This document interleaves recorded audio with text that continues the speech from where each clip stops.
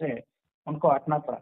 जब ये वैक्यूम बना, जो वैक्यूम क्रिएट होने के बाद मुलायम सिंह बने, तो यहाँ पे मुलायम सिंह जिनके एक राजनीतिक करियर स्टार्ट करने के लिए बहुत बड़ी एक शक्ति जो थी, एक बीजेपी जिसे जनसंघ कहा जाता था, वो भी रही है। पीछे से उन्होंने समर्थन किया पहली बार। तो मैं ये कहना चाहता हूँ कि जो भी एक जाति की एक पॉलिटिक्स बनी, जैसे मायावती की सरकार बनने के लिए बीजेपी ही एक मूलभूत कारण रही। बीजेपी ने उन्होंने समर्थन किया। तो ये सब सोशल इंजीनियरिंग के लिए उन्होंने एक प्रयास किया। तो इस हिसाब से हमें ये देखना पड़ेगा कि हिंदू संगठन करने के लिए तो वो भाषण देते हैं, किंतु जब राजनीति की बात आती है तो जाति के हिसाब से वो लोगों को बांट रहे हैं। तो ये भी एक जो एक सोच है, जो एक पहलू है, उसको भी आप नजरअंदाज नहीं कर सकते। बीजेपी के जो भी एक रही है, जितने राजनीतिक पार्टियां हैं हम लोग के देश में, इन लोग का जो केंद्रीभूत जो प्रक्रिया है सत्ता पाने का, तो उसमें जातिगत समीकरण है। जितने भी पार्टियां, चाहे बीजेपी हो, चाहे कांग्रेस हो, चाहे सपा, बसपा, भाजपा या और भी जो जो हैं, जितनी भी पार्टियां, जहाँ की भी, जनता दल, यू जनता दल, फलना जो भी है, ये सब जो है इन जातिगत समीकरण से है। इसमें जो है इनका क्या कसूर है? जब जनता जाति में खुद बटी हुई है, देखिए, जब जनता खुद बटी हुई है ना, आप पार्टियों को दोष देने से कुछ नहीं हो सकता है। जनता खुद बटी हुई है, बस उसी को वे भुनाते हैं अपने सत्ता पाने। किंतु जब आप हिंदू यूनिटी की बात करते हैं, तब आप जाति की समर्थन नहीं कर सकते ना। तब आपको सभी हिंदुओं को इकट्ठा करना पड़ेगा ना। तो वे हिंदुओं को इकट्ठा करते हैं, तो हिंदुओं में तो जातियां भी तो है ना। ऐसा तो है नहीं कि हिंदुओं में जातियां नहीं है। हिंदुओं में जातियां हैं, तभी तो जाति का भी समीकरण देखा जाता है और हिंदू का भी समीकरण देखा जाता है। बहुत सारे लोग हिंदुओं में ऐसे हैं जो कि हिंदू की भावना से कम चलायमान है, वे जाति की भावना से ज्यादा चलायमान है। तो वहां पर वे गणित बैठाते हैं जाति का, और जहां पर वो हिंदुत्व की भावना से जो चलायमान है, वहां हिंदुत्व का बैठाते हैं। जहां पर राष्ट्र की भावना से जो संचालित होते हैं, उनको राष्ट्र की भावना से बतलाते हैं। जो आर्थिक विकास की बात से चलायमान होते हैं, उनको आर्थिक विकास की बात। नेता का तो काम है आपको डोज देना, वो आप जिस डोज से आप उसका समर्थन कर दें, उसके हिसाब से वो डोज देगा आपको। सीधी सी बात है। मैं ये कहूंगा कि आपके लॉजिक के हिसाब से कांग्रेस की क्या बुराई थी? अगर ये भी यही करना था आपको, तो कांग्रेस की क्या बुराई थी? कांग्रेस की बुराई बहुत थी ना। कांग्रेस की बुराई में बताऊंगा तो बहुत कुछ बता सकता हूँ, उसके लिए एक अलग कांग्रेस की बहुत ही बुराई थी, कोई एक बुराई नहीं थी। जिस समय वो उस विचार को किसी और दिन चर्चा करेंगे। मूलभूत मैं ये यूपी के संदर्भ में सिर्फ अपने सेंटर रख के मैं कहना चाहूंगा, कर लेंगे कांग्रेस पर ही कि कांग्रेस ने क्या क्या गुल खिलाए हैं, देश को कहां से कहां पहुंचाया है। ठीक है, वो एक अलग विचारधारा होगा, क्योंकि भाई मैं जिस सेंटर की बात कर रहा हूँ, तो वो सिर्फ एक यूपी, बिहार और मुस्लिम जो एक माफियाकरण है, उसके हिसाब से मैं कहने जाने की कोशिश कर रहा हूँ कि जब ये सब हो रहा था, शायद मुलायम सिंह के जो एक जब भारत का विभाजन हुआ था पाकिस्तान से, तो वहां से जब हिंदू सब आ रहे थे ना, तो यहाँ जवाहरलाल नेहरू हिंदुओं को लठ मार रहा था। ऐसा प्रधानमंत्री चाहिए था क्या? नहीं, ये अपने हाथ से लाठी मार रहा था जवाहरलाल नेहरू हिंदुओं को। ठीक है, मुसलमानों को कभी मारा? तुम किस आधार पर एक को सिलेक्टिव होकर के एक धर्म वाले को मार रहे हो? मैं उसी हिसाब से जाना चाहता तो हूँ। इसमें तो कांग्रेस के तो दोष इतने ज्यादा है ना कि वो गिनाया जाएगा ना, तो वो गिनती इनकी खत्म नहीं होगी। लेकिन वो नकार नहीं करते, लेकिन वो कोई बहुत अनावश्यक है उसमें छीछा लेदर करना कि ये वो क्या, उससे कोई बहुत मतलब नहीं है। मतलब यह है कि अब आगे से अब क्या करना चाहिए, ये भविष्योन्मुखी होना जरूरी है कि अब आगे से क्या करना चाहिए, अब आगे हम लोग को कहाँ से कहाँ कैसे ले जाना है इस देश को, वह सोचना ज्यादा जरूरी है।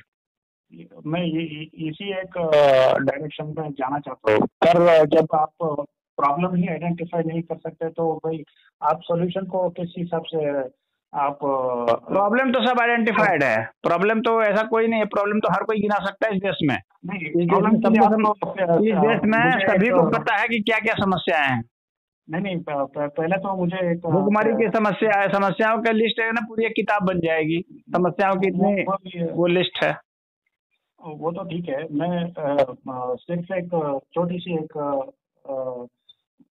जो एक ब्रीफ हिस्ट्री जो ऑफ यूपी और यूपी के जो एक मूलभूत घटना है उसके हिसाब से मैं जानना चाहता हूँ। बस मैं ज़्यादा एक्स्ट्रापोलेट करके देश के जो नेहरू गांधी समय पे उन्होंने क्या क्या किया था वो एक अलग विषय है, क्योंकि मैं मानता हूँ कि गांधी अभी भी मिसअंडरस्टूड है। बहुत सारे उनके जो आप नेगेटिव प्रोपेगेंडा आज फैलाया जा रहा है, तो इस हिसाब से मैं भी कुछ समय उनके बारे में मिसअंडरस्टूड नहीं है। गांधी तो अब ज्यादा धीरे धीरे अंडरस्टूड हो रहे हैं।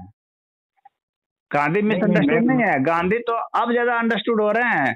जैसे जैसे परतें खुल रही हैं, इन लोग की एक एक पोल खुल रही है, वैसे वैसे इनकी छवि बाहर आ रही है कि इन लोगों ने क्या क्या गुल खिलाए हैं। अच्छे काम किए हैं वो तो पहले से लिख दिया गया है, वो तो इतिहास में लिख दिया गया है जिसको पढ़ाया जा रहा है। लेकिन इनके जो गलत काम थे वो लिखा नहीं गया था इतिहास में, वो इनके छुपे हुए थे, वे छुपे हुए पन्ने अब बाहर आ रहे हैं।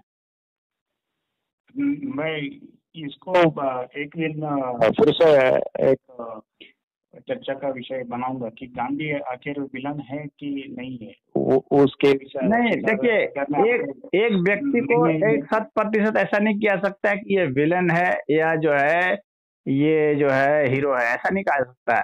उनके कौन से मुद्दे अच्छे हैं, जो अच्छे हैं उसको अच्छा कहा जाएगा, जो उनके अच्छे नहीं हैं उनको अच्छा नहीं कहा जाएगा। मुद्दे के हिसाब से ना किसी के एक्ट को किया जाता है जस्टिफाई।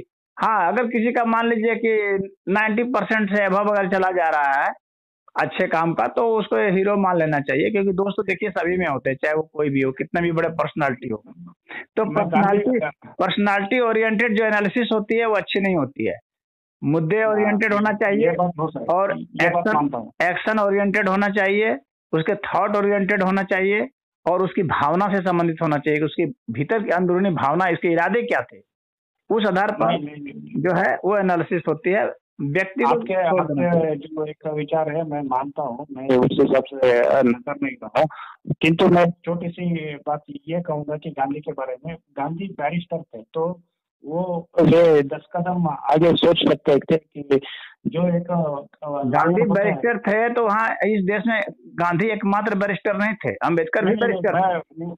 उनके संदर्भ में कहूंगा, क्योंकि बहुत सारे बैरिस्टर हो सकते हैं जो भी हो सकते हैं, किंतु गांधी के संदर्भ में गांधी जो बैरिस्टर के एक गुण है, जो एक अपने प्रतिद्वंदी के जो भी एक विचार वो तो है प्लानिंग, उनकी प्लानिंग होती थी, सोचते थे, प्लानिंग होती है भाई। अपने प्रतिद्वंदी के जब इतना बड़ा पर्सनालिटी बन गए हैं, इतिहास पुरुष हैं, तो भाई कुछ विशेषता रही है तभी ना बात कर रहे हैं। ये तो है नहीं कि किसी ने उनको उठा करके और सीधे ला के रख दिया कोई राजघराने से, वो तो अपनी प्रतिभा से ही उभर करके वहां तक पहुंचे हैं गांधी। ठीक है, हमारे जो विचार है अब गांधी नहीं है, हम मुलायम सिंह के जो एक समय के विचार थे, उनके जो एक चैलेंजेस थे उनके बारे में कहना चाहूंगा। मुलायम सिंह जो बने थे उस समय शायद उनके लिए जो एक समीकरण बनाने के लिए शायद फॉरवर्ड कास्ट जब उस समय पे जो भी थे उनके समर्थन उनको शायद नहीं मिला, और जो एक नहीं, वो फॉरवर्ड के हिसाब से उन्होंने बनाई क्या, उन्होंने तो पार्टी बनाई है बैकवर्ड की। मैं स्टार्टिंग के बात कर रहा हूँ, बाद के बात करेंगे आफ्टर उन्होंने जो एक इलेक्शन लड़ा दूसरी बार, उसके बारे में बाद में हम बात करेंगे। पहली बार उनके चुनाव से क्या हुई, पार्टी तो बना ली है, तो उनके वोट बैंक तो भाई जो चौधरी चरण सिंह, देखिए पहले ये चौधरी चरण सिंह के साथ थे जो कि बैकवर्ड की राजनीति की शुरुआत किए थे। लेकिन बैकवर्ड में तो भाई इनको पोजीशन तो मिल नहीं रहा था। बैकवर्ड तो सब बहुत सारी जातियां सब बैकवर्ड ही कहती हैं। अपना गुणागणित कैसे लगाया जाए, तो अपना गुणागणित हुआ कि यादव यादव किया जाए, बैकवर्ड में भी यादव यादव किया जाए। तो ये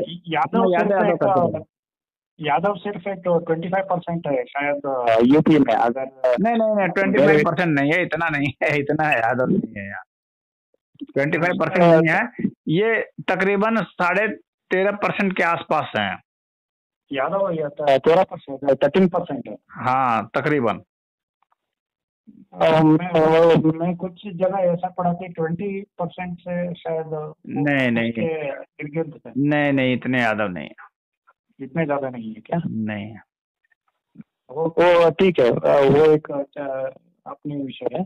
किंतु जब उनके एक वोट बैंक ही इतना सीमित है, जब उनके अंदर ही कंपटीशन होता है, तो उनको राजनीति करने के लिए उनको मुस्लिमों की एक सहारा लेना पड़ा, जैसे कि आजम खान। इसी कारण ही वो एक नेगेटिव छवि बनता है कि भाई आप 13.5-14% के आसपास जो यादव हैं उतने ही मात्र से आप नहीं ना बन जाएंगे, नहीं वोट से आप थोड़ी जीत जाएंगे। तो भाई आपको दूसरे के साथ तो जो अन्य बिरादरी को जोड़ना पड़ेगा, अन्य धर्म वालों को जोड़ना पड़ेगा। तो यहाँ मुस्लिमों की आबादी यहाँ पर उत्तर प्रदेश में 15-16% है कम से कम, और 20% तक भी आंका जा रहा है कि 20% तक भी ये हो सकते हैं। ऑफिशियल शायद 20% होंगे, अनऑफिशियल शायद उनके 10% आगे हो सकता है। 10%। तो ये मुलायम सिंह के समय में 15% के आसपास में तो मुस्लिम थे ही थे। अभी मान लीजिए कि 4-5% और बढ़ ही गए हैं, क्योंकि बांग्लादेशी जो आए थे, जो वहाँ से इलीगल आते हैं, तो वो भी कहीं ना कहीं बसे हुए हैं यूपी और दिल्ली के जो एक इर्द गिर्द जो एक होते हैं, उनके जो भी एक आते हैं। हाँ तो आते हैं तो यहाँ ये आते हैं तो यहाँ पैसे घूस दे करके नेताओं के समर्थन से ये अपना आधार कार्ड, तो राशन कार्ड, तो ड्राइविंग लाइसेंस, तो ये सब बना करके अपना हो जाते हैं ये सब। तो इसी कारण वो भी एक हमको फैक्टर करना पड़ेगा कि मुस्लिम की आबादी, ठीक है, वो एक अलग विषय है। क्योंकि जो भी मैं ये कहना चाह रहा हूँ कि मुस्लिम की राजनीति करने के लिए बहुत सारे एक आप लगभग समझ सकते हैं कि यहाँ 3 बिरादरी जो है ना वो बराबर की है, यादव, दलित और मुस्लिम। इन तीनों की संख्या लगभग बराबर है। तो आप राउंड अबाउट मान सकते हैं कि ये सब 17-18% के आसपास तीनों मिल है। तो ठाकुर और ब्राह्मण मिलके शायद वो भी एक 30% होंगे। नहीं, ये जो है ना ब्राह्मण यहाँ पर 9 से 10% के बीच होंगे, से ज्यादा नहीं। कुछ लोग कह रहे हैं कि भाई यहाँ पे कम से कम 20% तक यूपी में ज्यादा है, क्योंकि काशी, हरिद्वार जो भी एक नहीं 9-10% केंद्र है। वाराणसी में है ब्राह्मण, वाराणसी में तो ब्राह्मण जो है करीब 60% के करीब होंगे। हरिद्वार उस तरीके से। तो वाराणसी एक अलग एक तो शहर हो गया, तो उसकी बात ही अलग है भाई। एक शहर में होने से क्या हो जाता है, पर आते जाते तो रहते हैं ना, जो भी एक आते जाते रहने से क्या होगा, उनको वोट देने का थोड़ी होता है। आते जाते रहने वाले थोड़ी वोट देते हैं, वोट तो जिनका यहाँ बना हुआ है वो देंगे ना। ठीक है, वो एक रिसर्च का विषय है शायद। मुझे जहाँ तक पता है कि शायद ये जो समीकरण है ठाकुर और ब्राह्मण, शायद ऑलमोस्ट 30% हो सकता है। नहीं 30% नहीं है, ये अधिक 17%, 18% होंगे बस, दोनों मिलके ठाकुर और ब्राह्मण दोनों मिलके। हाँ, ये दोनों मिल करके यादव के बराबर हो जाएंगे। तो आप कहना चाहते हैं कि दलित जो भी एक समीकरण है वो ज्यादा है। यूपी में। हाँ, तो अन्य बहुत सारी जातियां हैं ना, यहाँ पर गुज्जर हैं, जाट बहुत ज्यादा हैं। हाँ, वो भी हाँ, थी। और मल्लाह हैं, बिंद हैं, हम्म, और राजपुर है। बहुत सारी जातियां हैं, चौहान हैं। हम्म, हाँ, राजभर हैं, नाई हाँ। हैं, अन्य अन्य हम्म, भी जातियां तो बहुत हैं, ऐसे थोड़ी है कि सिर्फ यही है। बहुत नहीं सारी ठीक है, जातियां हैं। वो एक लोहार हैं, बढ़ई रिसर्च का हैं। विषय है। हाँ, बहुत सारी जातियां हैं। नहीं ठीक है, वो एक रिसर्च का विषय है। मैं जो एक इसके विषय में क्या कहना चाहता हूँ कि भाई उनके जो एक ऑप्शंस थे वो बहुत कम थे। मैं मुलायम सिंह के जो एक संदर्भ में बात करना चाह रहा हूँ कि उनको पहले जो ये एक चौधरी चरण सिंह के साथ रहे, हम्म, मतलब शुरू में कांग्रेस के साथ रहे, बाद में चौधरी चरण सिंह के साथ गए, बाद में चौधरी हम्म। चरण सिंह को भी छोड़ करके फिर ये जैसे मुलायम सिंह के साथ आ गए, कुछ मायावती के साथ चले गए, बट गए। हाँ, मैं जो मुलायम सिंह की बात ही कर रहा हूँ, मुलायम सिंह की बात ही कर रहा हूँ। मुलायम सिंह ने उन्होंने जो एक समाजवादी नहीं, पार्टी तो बनाई। मुलायम सिंह और मायावती में बट गए ये सब, ये मुलायम सिंह और बढ़ कांशीराम गए। मायावती में ये बट गए किंतु कुछ। उनको लाने के लिए जो एक पीछे की ताकत थी वो एक मुस्लिम की ताकत ही थी। अगर देखा जाए तो मुस्लिम पॉलिटिक्स की देखिए, ज्यादा जो खाली उनको। स्थान होता है कैसे भरते, देखिए मुलायम सिंह जो है क्या है, वो यादव ऐसे तो बैकवर्ड बैकवर्ड की बात करने लगे, लेकिन काम करते थे यादवों का ज्यादा। तो धीरे धीरे हम्म, क्या हुआ कि बैकवर्ड लोग इनसे वो धीरे धीरे कटते चले गए, देखे कि यहाँ तो हम्म, सिर्फ यादवों का काम हो रहा है। हाँ, हम लोग का काम हो नहीं रहा है, तो वहां से कट गए। हम्म, फिर मायावती में वो सब घुसे, तो वहां पर हम्म, देखे कि यहाँ तो सिर्फ जो है चमारों का काम हो रहा है। हम लोग का काम हो रहा है, तो फिर वहां से भी ये कट गए। तो ये फिर भाजपा में घुस गए, तो इसलिए भाजपा यहाँ बढ़ गई। हम्म। हाँ, तो ये इनका भाजपा तो मैं उसी हिसाब से कह रहा हूँ कि कल्याण सिंह के जो समय से ही उनकी जो एक मूलभूत एक बेस होती है ना, पार्टी के बेस तभी से बना हुआ था। वो एक गया नहीं था। किंतु जब ये सब हुआ तो वो उनके एक अलायंस की वो एक पीछे से हमेशा रही है। इस हिसाब से हमको देखना पड़ेगा कि लेकिन अब उतने जो है लंबे ना, समय तक तो अब कभी नहीं। ये जो बैकवर्ड भी जो है ना, अब भाजपा से भी इनका वो भंग हो रहा है। ये जानते हैं कि अब इसमें भी जो है हमारा कुछ खास कुछ होने वाला है नहीं, तो ये इनका सभी से मोह भंग हो गया। ये जान गए कि अब हमारा किसी में कुछ नहीं होने वाला है, सिर्फ जो है हम लोग का यूज किया जाएगा। वे ये जान मैं गए। उसी हिसाब से जाना चाहता हूँ कि ये धीरे धीरे उनके समय पे मैं उसी हिसाब से जाना चाहता हूँ कि उनके जो चैलेंजेस थे वो इसीलिए उन्होंने आजम खान की जो एक गलतियां थी उनको नजरअंदाज करने की कोशिश की। तो इस हिसाब से वो अनपॉपुलर होते गए ज्यादा। वो उनके समय पे लॉ एंड ऑर्डर बहुत ज्यादा बिगड़ गई। और मुजफ्फरनगर एक राइट्स हुआ, वो एक बहुत बड़ी एक टर्निंग पॉइंट बन गई उस हिसाब से। तो हाँ, इसी डायरेक्शन पे इन मैं लोगों जाना ने, चाह रहा हूँ। ऐसा है ना कि इन लोगों ने मुसलमानों को खुली छूट दे दी कि आप चाहे कितने भी गुंडागर्दी कर लो, आप चाहे कितना भी मर्डर कर लो, आप चाहे कितना भी लव जिहाद कर लो, कितना भी जमीन कब्जा कर लो, कितना भी कुछ भी कर लो, हम लोग कुछ नहीं बोलेंगे। बोलना तो दूर की बात रही, उल्टे आपको हम बचाएंगे, और आपके खिलाफ जो आएगा उसको हम पीटेंगे। हाँ, उल्टे उसको जेल में डालेंगे।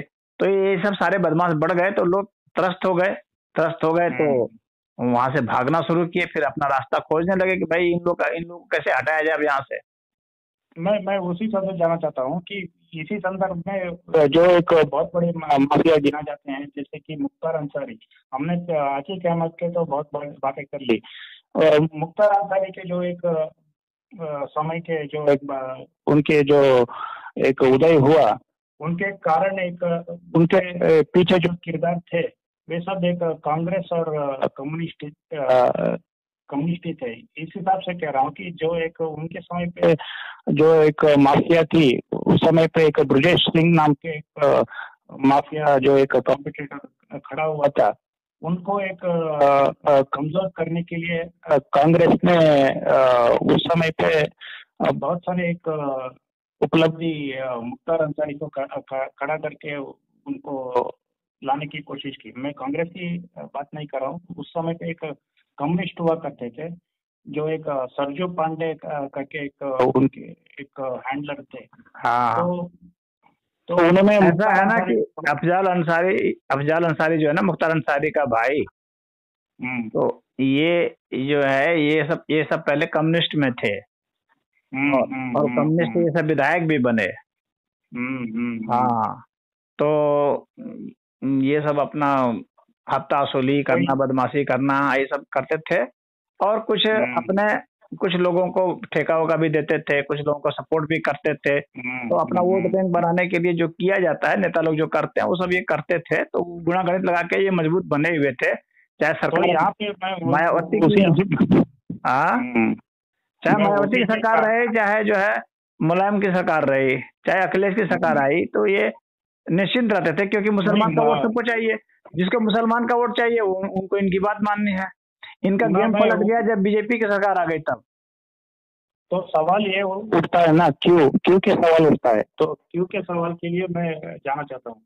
तो इसके पीछे जो एक गंगा जमुनी एक तहजीब है, तो उसको हमें जाना पड़ेगा। आपने तो उसको हंसी मजाक बनाएगा, किंतु एक सीरियस विषय है गंगा जमनी जमुनी। जैसी बात बेकार है।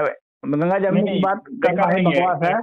आप कह दीजिए कि कुछ कुछ जो है, हिंदुओं में कुछ लोग हैं जो इन सब पार्टियों के सपोर्टर हैं, उनके बीच में और मुसलमानों के बीच में हुआ, ये कह दीजिए, मैं वो गंगा बाकी अच्छा जमुनी है। जैसे इस हिसाब से देख रहा हूँ कि गंगा जो है एक यूपी के एक मेजर रिवर है। हाँ, यमुना जो है एक दिल्ली दिल्ली के रिवर है। दिल्ली के संदर्भ में जो हमें नहीं देखना नहीं, पड़ेगा दिल्ली कि दिल्ली दिल्ली दिल्ली में थोड़ी है वो, यूपी में जमुना यूपी में आते हैं ना, दिल्ली से होते हुए, गुजरते हुए। हाँ होते हुए, हम्म। किंतु दिल्ली के बात इसी और है कि वो सरकार के केंद्र है। सरकार बनाने के एक केंद्र है। सरकार में जो एक बनती है ओवरऑल लार्जर नहीं समीकरण नहीं, ये इसके सब गढ़ा, लिए। ये देखिए ये सब गढ़ा गया है। ये सब हम्म शब्दावलियां कम्युनिस्ट सब गढ़ते रहते हैं, और हम्म कांग्रेसी सब गढ़ते रहते हैं। ये यह बतलाने के लिए कि मुसलमान इसी देश के हैं, हम्म यह बतलाने के लिए उनको जमुना से जोड़ा जा रहा हो, कोई बात नहीं है। हम्म उनको जमुना से जोड़ने के पीछे यही है कि भाई ये लोग भी यहीं के हैं। हाँ, इनका भी ये देश है। तो हम्म। ये ऐसा बतलाने के लिए ऐसा किया जा रहा है, लेकिन ऐसा कभी हम होगा ही नहीं। इनका देश कभी ये नहीं रहेगा, ना कभी था। न इनकी भाषा, न इनकी संस्कृति, न इनका रहन सहन, न खान पान, कुछ भी नहीं। इनका सब तो सब अरबियन है। इनके आदर्श अरबियन है, इनके और पाकिस्तान दिल्ली के। के तो हम दिल्ली के बात करें तो दिल्ली में बहुत सारे मुस्लिम इलाके अभी भी है ना, वो उस हिसाब से मैं कहना चाहता हूँ। कम्युनिस्ट का क्या है कि भाई जब यूपी के संदर्भ में हमें ये देखना पड़ेगा कि उस समय पे ही और आज के समय पर भी लैंड माफिया की जो एक वर्चस्व की लड़ाई है वो सभी जातियों में आज भी है, और बहुत सारे संदर्भ में तो पूर्व काल में से ही रही है। हाँ, तो रही है। जो एक राजपूत समीकरण को कमजोर करने के लिए उन्होंने जो एक मुस्लिम माफिया को खड़ा किया। इसी के एक प्रोडक्ट जो भी बने थे वो सब मुख्तार अंसारी और शहाबुद्दीन, या जो भी एक अतीक अहमद जैसे एक शख्सियत को जन्म दिया यूपी के पॉलिटिक्स में। नहीं तो नहीं, ऐसा इस नहीं, हिसाब से ऐसा देखना नहीं। पड़ेगा कि मैं इसको नहीं मानता कि ये जो है राजपूतों को कमजोर करने के लिए इन लोगों ने इसको जन्म दिया, ऐसा कुछ नहीं है। वो राजपूत होते या नहीं होते इस देश में, मुसलमान जहाँ रहेगा उन उन लोग का यही रहेगा। चाहे ये देश रहे, चाहे इंडोनेशिया में रहे, चाहे जापान में रहे, ये जहाँ रहेंगे वही करेंगे। इनका काम कब्जा करना है, इनका काम लूटना है। ये इनके कुरान और इनके हदीसों में है। तो नहीं नहीं ये वही मैं करेंगे। ये यहाँ राजपूतों के लिए नहीं है। ये तो जहां भी रहेंगे, जहां भी रहे हैं वही कर रहे हैं, किए हैं, और वही आगे भी करेंगे। मैं यूपी के संदर्भ में एक चीज कहूंगा कि यूपी के संदर्भ में ये ब्रिटेन में जो चले एक जाएंगे ना, तो ब्रिटेन में जाके देखिए ब्रिटेन में क्या हो रहा है। ब्रिटेन के बहुत सारे हिस्से में इनका कब्जा है। वहां पर अगर आप घुस जाएंगे ना, तो आप जो है साबुत नहीं वापस आ सकते। नहीं नहीं, आपको एक चीज देखना पड़ेगा कि शायद दूसरे प्रदेश में ये चीज नहीं मिलेगा कि भाई जो भी एक सरनेम है पांडे, तिवारी, दुबे, चौबे, ये सब शायद मंदिर के पुजारी नहीं हो सकते। शायद बाहुबली भी हो सकते हैं इस नाम से। तो हमको ये भी देखना पड़ेगा कि यूपी के संदर्भ में बहुत सारे बाहुबली जातियों में ब्राह्मण भी आते हैं, राजपूत भी आते हैं, हाँ यादव हाँ, भी आते वो हैं, बात सही है, वो बात सही है ठाकुर भी कि आते हैं। देखिए, बदमाश होने के लिए किसी जाति का होना कोई जरूरी नहीं है, लेकिन हम्म, वो किसी भी जाति का कोई व्यक्ति बदमाश हो सकता है, ये बात सच है, लेकिन हम्म। वह अपवाद होगा, इक्का दुक्का होगा, वो उसका नहीं, परसेंटेज अगर आप अपवाद निकालेंगे, इसलिए शायद यूपी के संदर्भ में और जो भी अगर गंगा बेल्ट अगर आप परसेंटेज निकालेंगे ना हम्म, कि कितनी बिरादरी की संख्या क्या है, प्रतिशत क्या है,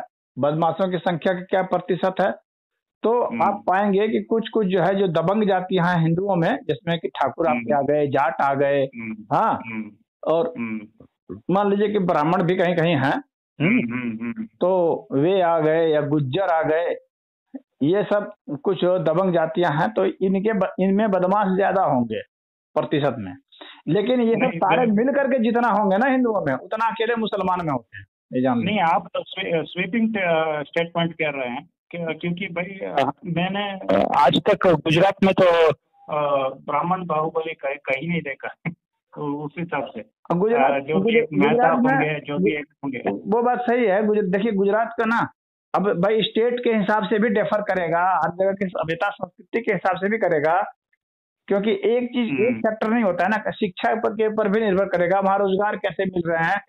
गुजरात जो है, वहाँ गुजरात में क्या है कि वहाँ पर व्यवसाय बहुत शुरू से ही फलता फूलता रहा है, तो ये इसी डायरेक्शन में तो जा रहा हूँ कि यहाँ पे ब्राह्मणों के भी बहुत सारे ब्राह्मण जो भी एक है, विकास दुबे आपने हाल ही में सुना होगा, तो इस हिसाब से हमें देखना पड़ेगा। विकास दुबे कितने हैं यूपी में? 2-3 होंगे अधिक से अधिक, और क्या होंगे?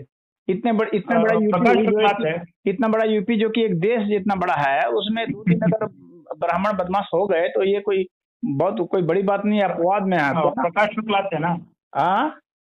प्रकाश शुक्ला जिसने सुपारी, हाँ, प्रकाश शुक्ला, भाई तो मैं कहा कि ये 2-3 है बस संख्या, अगर गिनेंगे तो आप कितने पाएंगे? 2-3 पाएंगे। ये तो चर्चित बाहुबली है, जो अघोषित नहीं है, जो मीडिया में नहीं आए हैं, तो उस हिसाब से बहुत सारे होंगे शायद कॉलेज। वो अब हल्के फुल्के थोड़े मोड़े दबंग हो गए, गांव स्तर पर कुछ हो गया तो उसका कौन वैल्यू है? नहीं, आप गलत समझ रहे हैं कि भाई मैं बदमाश में उसकी गिनती होती है। देखिए, बदमाश में किन की गिनती हो? जो मर्डर कर सकते हैं, पैसा लेकर मर्डर करते हैं, जो जमीन कब्जा कर लेते हैं, जो अपहरण कर लेते हैं, वैसों की गिनती न होती है, तो वैसे लोग बहुत कम है यहाँ। मैं यहाँ पे ब्राह्मणों की जो ये है उसकी निंदा नहीं कर रहा हूँ, मैं इस हिसाब से कर रहा हूँ कि इस जैसे एक यूपी जैसे एक अनोखी एक संदर्भ में बहुत सारे जातियां भी दबंग हो चुके हैं, इसलिए हो चुके हैं। वहाँ पे एक फर्टाइल लैंड है, उसको कब्जाने के लिए हमेशा एक वर्चस्व की लड़ाई, इनर फाइट जिसे कहते हैं। ऐसा है कि वो महाराष्ट्र की जमीन खराब नहीं है, महाराष्ट्र की पैदावार खराब नहीं है, कि वो गुजरात की जमीन खराब नहीं है, गुजरात भी फर्टाइल लैंड है, वहाँ भी बहुत होते हैं, ऐसी बात नहीं है कि नहीं होते हैं, महाराष्ट्र और गुजरात में भी बहुत होता है, बात उसकी नहीं है। यहाँ पर जो है उस तरह का जो रेड कल्चर जो हो गया, और यहाँ पर जो ये कॉम्बिनेशन बन गया, पॉलिटिकल कॉम्बिनेशन जो है ना सत्ता का, वह बहुत बड़ा वो रहा, जिसने कि वो खुलेआम एक तरह से प्रतियोगिता करा दी कि जो जितना बदमाश बन सकता है, सबको छूट, बदमाशों को छूट। हाँ, तो उसके कारण ये हो गया। अब सारे बदमाश तो हवा हो गए अभी, चाहे किसी भी बिरादरी के हो, अब कहीं बदमाशी तो सुनने में नहीं आती है यूपी में। मैं एक और चीज इसमें जोड़ूंगा कि भाई शायद किसी देश में, शायद अन्य राज्य में, शायद उसको मैंने नहीं देखा कि राम और परशुराम और जैसे कि कृष्ण, उसके जाति के हिसाब से एक देवता को भी जोड़ दिया गया है, उसके एक प्रतिनिधि के तौर पे उनको चिन्हित किया गया कि आमतौर पे हर एक त्योहार को हर हिंदू मनाते हैं, किंतु उसको जाति के हिसाब से जोड़ना ये एक अनोखी एक समीकरण है, जैसे कि यूपी में बना है कि हाँ, यूपी में जो है ना, नहीं सभी का नहीं बना है, बस एक देवता का बना है, वो परशुराम का बना है। परशुराम को सिर्फ ब्राह्मण लोग मनाते हैं, ये बात सच्चाई है, मैं यहाँ देख रहा हूँ। परशुराम को जो है वो ब्राह्मण लोग मनाते हैं। किंतु शायद लेकिन राम और कृष्ण के साथ ऐसा नहीं है, राम कृष्ण को तो सभी लोग मनाते हैं, वैसा उसके साथ जाति के हिसाब से जोड़ा गया है कि राम को क्षत्रिय जाति के हिसाब से उनको देखा जाता है कि उसी हिसाब से ठाकुर को या जो भी एक उनके एक इर्द गिर्द उनको देखा जाता है कि यादवों को मूलभूत कृष्ण से जुड़ा गया है। कृष्ण तो सभी के एक ये देखिए, ये जो है ना, ये तो सब एक कुछ नेता लोग ऐसे होंगे, चिरकुट टाइप के नेता लोग होंगे, और कुछ जो है बहुत संकीर्ण बुद्धि के जो घनघोर जातवादी वाले होते हैं ना, ये करते हैं, लेकिन ऐसे जनमानस में नहीं है। लेकिन जनमानस में परशुराम के प्रति जरूर ये भावना है। मैं देखता हूँ ब्राह्मण ही थोड़े बहुत मनाते हैं परशुराम जयंती, वो उसमें ब्राह्मण ही रहते हैं, दूसरी बिरादरी के भी रहते हैं, लेकिन बहुत कम रहते हैं। तो यूपी के संदर्भ में जो बिहार के संदर्भ में हमें देखना पड़ेगा, बिहार में भूमिहार जाति के लोग भी परशुराम को बनाते हैं, और बहुत ऐसे कम। असल में भूमिहार जो है ना वे ब्राह्मण ही होते हैं। भूमिहार बिरादरी तो अभी ये 1857 का जो आंदोलन हुआ था, विद्रोह हुआ था, हाँ, तो उसके बाद से जो वैसे ब्राह्मण जो जमीन रखे हुए थे, उनको अंग्रेजों ने अलग कहा कि आप लोग अपना अलग नाम रखिए और आपस में ही शादी ब्याह कीजिए। तो काशी नरेश की अगुवाई में हुआ, तो वहां पर भूमिहार बने, वो ब्राह्मण ही है, इसीलिए भूमिहार ब्राह्मण लिखते हैं। हाँ, तो यहाँ पे उस उपजाति है, आप उनको जाति नहीं समझिए, उपजाति समझिए, ब्राह्मण की उपजाति है भूमिहार। हमारा विषय ये नहीं है, हमारा विषय ये है कि जो एक फर्टाइल लैंड बनी, तो इस हिसाब से बहुत सारे एक समीकरण जो भी एक इनफाइटिंग है, उस हिसाब से हमें देखना पड़ेगा कि जब एक दूसरे के दुश्मन बनते हैं तो तीसरे को लाया जाता है कि उनको खत्म करने के लिए, तो इस हिसाब से समीकरण बना। हाँ, तो वो तो खैर होता ही है, जहाँ भी प्रतियोगिता होगी तो वहां पर तो सभी लोग, जो बढ़िया चीज होगा सभी लोग मार्क करते हैं कि ये मुझे प्राप्त हो जाए। तो यहाँ कच्ची जमीन है तो जमीन को प्राप्त करने की होड़ तो सभी में मची है, खाली 2-3 बिरादरी में नहीं मची है, हर बिरादरी में मची है। कौन है जो चाहता है कि मुझे जमीन न मिल जाए? हर कोई चाहता है जमीन मिल जाए, लेकिन मिलेगा किसको? जिसके पास ज्यादा बल होगा, जिसके पास ज्यादा संख्या होगी, जिसके पास ज्यादा ताकत होगा, ज्यादा पैसे होंगे, उसी को तो मिलेगी जमीन। तो यूपी एक बड़ा स्टेट होने के लिए वो एक बहुत बड़ी लैंडलॉक स्टेट भी है, तो इस हिसाब से वहाँ पे जो एक प्रोग्रेस बनना चाहिए था वो नहीं बना, इसीलिए एक इनफाइटिंग जो बनी, तो वो बहुत स्पष्ट तौर से ऊपर से दिखाई देगा कि इस हिसाब से दबंग जातियां अभी बन चुकी है, एक दूसरे के खड़े करने के लिए दूसरे को सहारा लिया जा रहा है। तो इस हिसाब से मुख्तार अंसारी जैसे लोगों की खड़े होने के लिए ये भी एक कारण बना। तो हमें